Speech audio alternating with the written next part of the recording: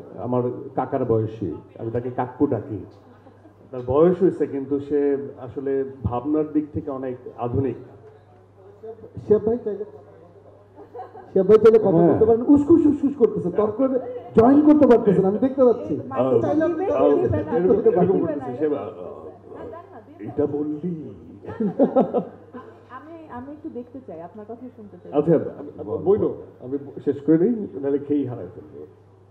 তো শিহাব শাহীন সম্পর্কে, কারণ প্রশংসার কথাটা আসবে এখন আর কি, যে আমার কাছে মনে হয় যে উনি যতই বয়স্ক হন না কেন, ওনার ভিতরে যে বাচ্চা সুলভ আচরণটা আছে এবং ওনার যে সফটওয়্যার প্রতিনিয়ত আপডেট হয়, তো এই জন্য উনি মনের দিক থেকে এবং কন্টেন্ট বলার ক্ষেত্রে উনি খুব আধুনিক এবং ওই স্টাডিটা উনি রাখেন। এটা যদি আমি বলি শুধু স্ক্রিপ্টিং বা চিত্রনাট্য না, মিউজিক সেন্স তার খুব ভালো এবং সব কিছুর ক্ষেত্রেই। এবং অনেকে তাকে বলে হিট মেশিন, আমার কাছে মনে হয় যে উনি আসলে সময়টা ধরতে পারে যে এই টাইম লাইনে আসলে কি ডেলিভার করতে হবে, এবং একই সাথে তার যে যারাই কাজ করেন তাদেরকে দিয়ে উনি কাজটা বের করে নিয়ে আসতে পারেন। আর অনেক লিমিটেশন আছে, সেটা এখানে বলা যাবে না, সেটা পার্সোনালি বলতে হবে। তো সোফার উনি আমাকে অ্যাজ এ পারফর্মার অনেক স্নেহ করেন এবং সম্মান দেখান, এবং যত তর্ক বিতর্ক যাই হোক না কেন, অ্যাজ এ ডিরেক্টর আমি তাকে প্রচণ্ড সম্মান করি এবং তার প্রতি আমার অবশ্যই আস্থা আছে এবং আমাদের সকলের আস্থা আছে। শিহাব ভাই, আই লাভ ইউ, আমি তোমাকে ভালোবাসি। Same here. তো আর যদি বলি কোয়ার্টিস্ট বললে অনেক দীর্ঘ হবে।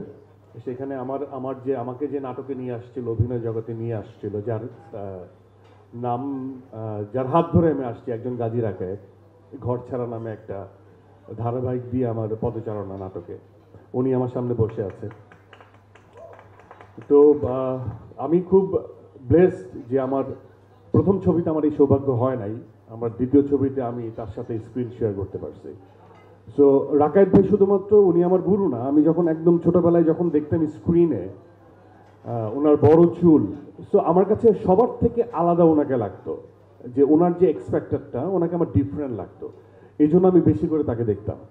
তো তখন আমার মনে হতো যে এই যে নায়কোচিত ব্যাপারের বাইরেও যে একজন ক্যারেক্টার বা একজন মানুষ আলাদাভাবে নিজের গ্রহণযোগ্যতা বা টানতে পারে, এই ফিলিংসটা কিন্তু ওই 2004-05 ওই সময় অভিনয় আসার থেকে ওনার কাছ থেকে আসা। আমরা দেখতাম যে উনি একটু ডিফারেন্টলি নিজেকে পোর্ট্রে করতো। সো এই যে এইগুলো আসলে বলা উচিত। এবং আমার সামনে বসে আছে মনিয়ারা মিঠু আপা, খুবই গুণী অভিনেত্রী, সবাই জানেন আপনারা। ওনার সাথে আমার এই প্রথম সিনেমাতে স্ক্রিন শেয়ার, এবং আমি বলবো যে আমার বন্ধু মানুষ রাজীব সালেহীন, ছবিটা দেখলে আপনারা বুঝবেন অসম্ভব ভালো করেছে, আমার চোখে খুব ভালো করেছে। এবং এখানে আর পারফর্মার দেখতে পাচ্ছি না, এখানে আমার খুব আদরের বা পছন্দের, বলা হয়নি কখনো, মাশা আছে, ওর গান আমার খুব পছন্দ। আর পাশেই বসে আছে হ্যাঁ জেফারকে আমরা অনেকভাবে পোর্ট্রে করি, কিন্তু খুবই হাইলি ট্যালেন্টেড একটা মেয়ে এবং খুবই ইজি গোয়িং, মানে খুবই ইজি গোয়িং বলতে মানে হচ্ছে অন্য কোনো কিছু না, খুব খুব সাধারণভাবে সাধারণ একজন মানুষ। এবং আমার ফাইন্ডিংস হচ্ছে যে খুব কারণ টুইস্টিং করতে আপনারা পছন্দ করেন, করে ফেলতে পারে ইজি গোয়িং কি ভাই, হ্যাঁ। তো আমার কাছে খুব সহজ মনে হয়, সহজ মনের মানুষ মনে হয়, এবং খুবই ট্যালেন্টেড।